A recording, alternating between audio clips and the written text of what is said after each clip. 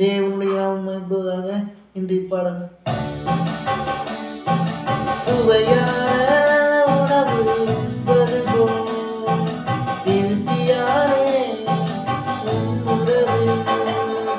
சுவையான உணவு உண்பது போல் திருப்தியானே உணவு. ஆனந்த கழிப்புள்ள உதடுகளால் துடிப்பேன். ஆனந்த கழிப்புள்ள உதடுகளால் துடிப்பேன். அப்பாவின் கிருபையினால் அனுதின வாழ்கின்றேன். அப்பாவின் கிருபை அனுதின வாழ்கின்றேன். ஏசையா ஏசையா ரட்சகரே